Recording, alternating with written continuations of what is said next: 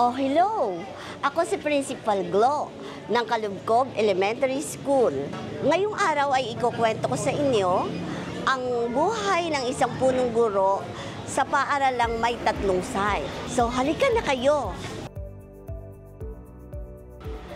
Ngayong taon ay meron kaming kabuoang 1,874 na mag-aaral.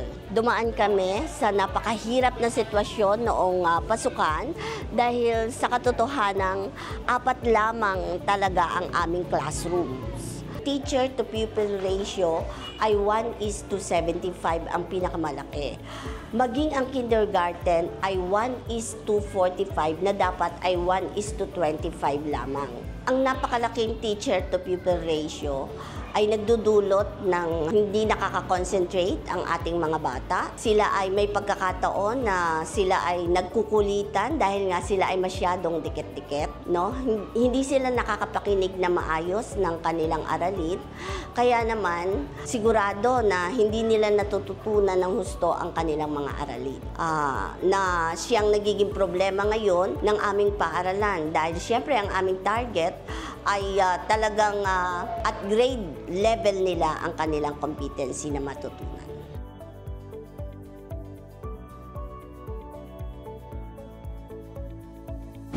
Sa Dorotea School ako, kuya. Ito yung normal na ginagawa ko para mapuntahan ko pa yung 2 sides ng school.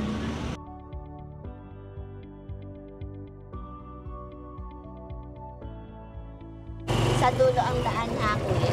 Doon sa dulo.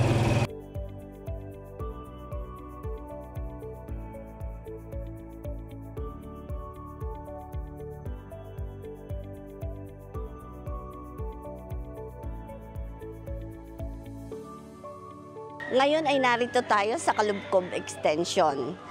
Dito, naka-house ang ating grade 2, grade 1 at grade 3. Ito ay mga housing units na ipinahiram sa atin ng LGU.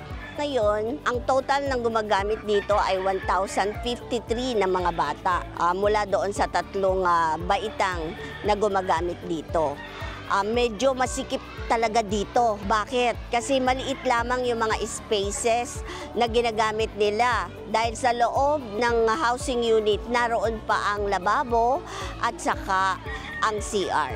Simula pa 2019 ay narito na ang ginagamit na ito ng paaralan. Ang kaibahan lamang ng mga panahon na yon, mas kukonti pa lamang ang mga bata at hindi pa ganyang kasiksikan. Meron pang space na dadaanan para sila ay makapagsagot sa blackboard. Di katulad ngayon, talagang kapag nasa upuan, doon na lamang sila dapat sumagot at hindi na sila nakakapag-differentiated activities.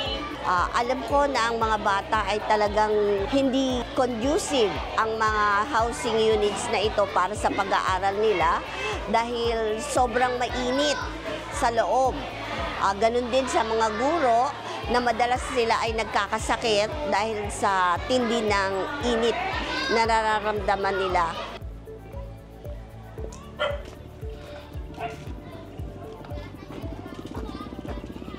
Ito na po yun? Opo, dito na. Ito yung bagong site ng Kalubkob Elementary School. Ito yung bagong pag-asa para sa mag-aaral namin. Kung napapansin nyo sa paligid, ay iginagawa pa lamang. Itong nasa tapat natin, yan yung hinihintay namin na i-turn over sa amin na additional na 2-story 4 classroom. Narito rin yung bagong turnover na 2-story 4 classroom na ngayon ay ino-occupy na ng ating mga grade 5 at saka ng ating grade 6. Ang nag-turnover sa amin dito ay ang ating LGU.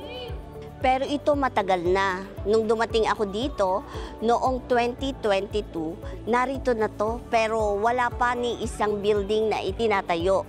According to NHA, nung pumunta ako dito, ay wala daw pondo. Yun ang napakasakit na balita na tatanggap ko noon na kaya hindi siya mapatayuan dahil wala pang pondo. Ngayon, ay talagang masaya na kami dahil nagsimula na Ang pagdating ng mga buildings, katunayan na yan yung ginagamit namin ngayon na newly turned over 2-story 4 classroom. Pero siyempre, kulang pa.